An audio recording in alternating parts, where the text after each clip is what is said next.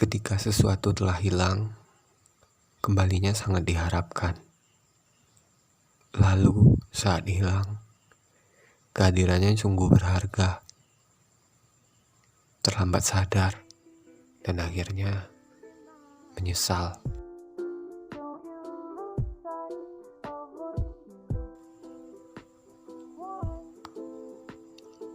Malam tadi, gue habis nonton YouTube lu yang Broken Home, dan itu bikin gue kesel. Semoga aja bapaknya gak jadi gue yang terus larut dalam rasa penyesalan.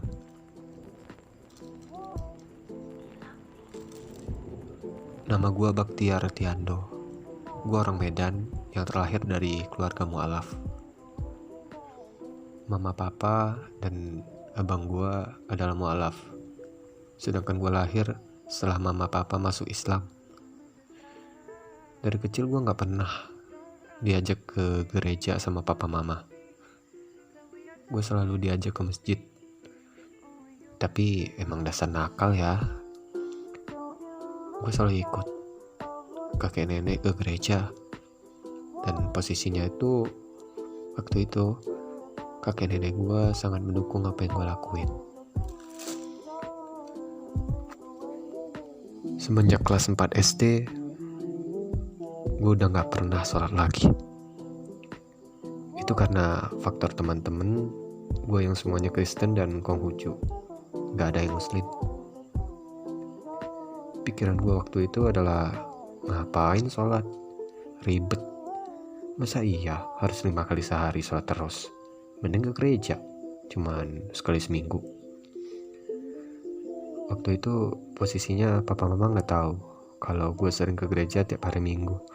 Dan gue gak pernah sholat, kecuali hari Jumat. Pas sholat Jumat, soalnya abang gue selalu nyeret gue ke masjid buat sholat Jumat.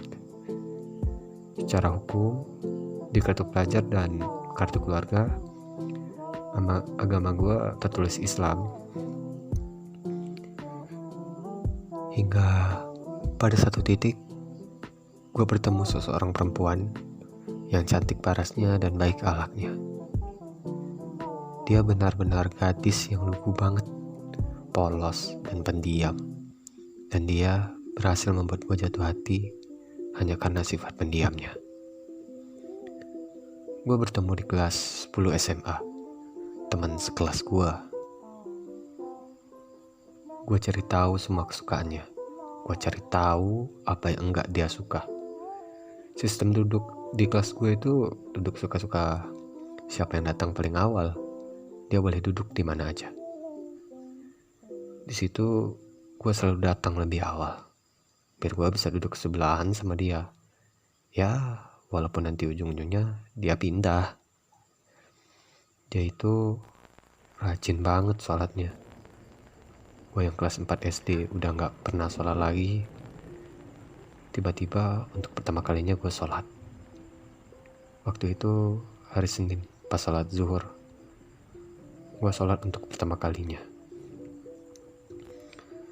Hari Senin itu sehabis pelajaran olahraga, gue lihat dia langsung lari ke arah musola.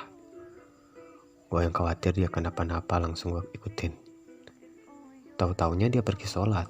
Buat balik lagi ke kelasnya, rasanya gue gengsi banget. Udah ketahuan dia juga, dan langsung aja gue ikut sholat berjamaah. Gue masih inget banget. Waktu itu hari Rabu dan ada anak OSIS yang datang ke kelas gue buat data siapa yang mau jadi imam musola sekolahan. Waktu itu gue gak tahu apa yang ada di pikiran gue. Gue langsung angkat tangan dan bilang, gue mau jadi imam. Yang jelas waktu itu gue mau narik perhatian dia. Mati-matian gue hafalin bacaan sholat. Gue tonton tutorial jadi imam di YouTube. Gue hafalin surat pendek, irama-irama dalam baca Al-Quran. Semua gue pelajari. Semuanya gue lakuin itu demi dia. Dan pada akhirnya, pada hari Minggu, gue dapet SMS dari sepupu gue. Dia bilang, hari ini lu gak ke gereja? By the way, dia ini satu sekolahan sama gue. Dia tahu semua yang gue lakuin. Kondisinya waktu itu gue gelisah banget. Rasanya itu udah malas aja banget ke gereja. Dan hari itu gue gak datang ke gereja untuk pertama kalinya semenjak kelas 4 SD. Senin sepulang sekolah, gue berhenti di depan gereja. Gue tatap gereja itu dengan perasaan yang serba salah, dan posisinya waktu itu gue lagi pakai peci. Gue siap jadi imam salat asar di sekolah. Gue masuk ke gereja, gue duduk. Gue cuman diem selama 1 jam lebih. Gue inget semua apa yang gue lakuin, dan pada akhirnya gue nangis. Dan gue bilang, Tuhan, mulai dari kemarin aku bukan lagi anakmu. Dan rasanya itu dada gue sesek banget. Terus gue bener-bener gak tahu apa yang gue lakuin itu benar atau salah. Gue taruh peci gue di atas meja sambil bilang, Tuhan, Engkau Maha Tahu. Semoga apa yang aku lakukan adalah yang terbaik. Habis itu gue pulang. Gue tinggalin peci gue di gereja. Tapi rasa-rasanya gue lega banget. Plong aja gitu rasanya. Hampir 1 tahun berlalu, gue berhasil bikin dia nyaman. Percaya sama gue, tapi begonya malah gue hancurin. Gue hancurin kepercayaan dia. Waktu itu gue sama dia gak pacaran, cuman saling suka aja. Perjuangan gue buat dapetin dia gak mudah. Apalagi ditambah dengan sifat cueknya, yang ditanya cuma mangkuk dan geleng-geleng doang, ngomong seperlunya aja. Dia itu anaknya juga mendam banget. Gue selingkuh. Itu adalah hal yang paling bodoh yang pernah gue lakuin. Kepercayaan yang susah payah gue bangun malah gue hancurin sendiri. Entahlah, gak bisa dibilang selingkuh atau tidak. Yang jelas gue deket dengan perempuan lain yang pasti sangat membuatnya cemburu dan sakit hati. Dan waktu itu gue dekatnya juga sama teman sekelas kita. Malahan bisa dibilang teman dekat dia juga. Gue sadar gue salah waktu gue ngerasa dia ngejauh.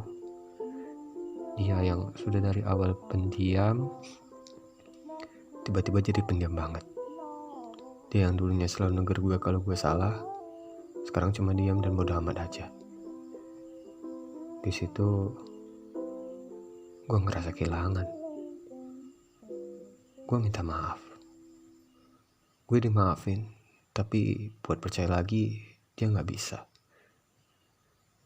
Emang bener ya harus kalau sesuatu itu berasa berharga setelah kehilangan.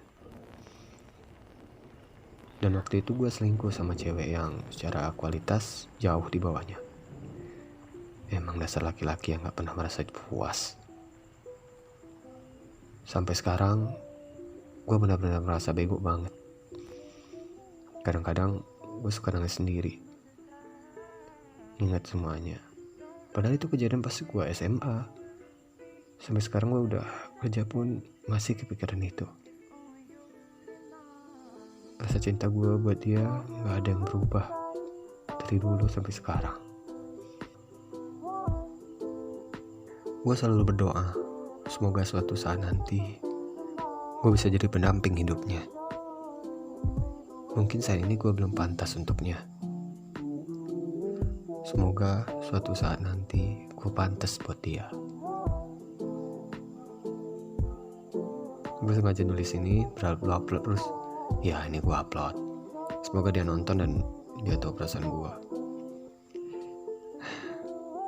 Moga-moga aja dia followers gue dan subscribe YouTube gue. Dia nonton ini. Gue benar-benar menyesal atas semua yang udah gue lakuin. Dari Baktiar Tiando Neighborhood.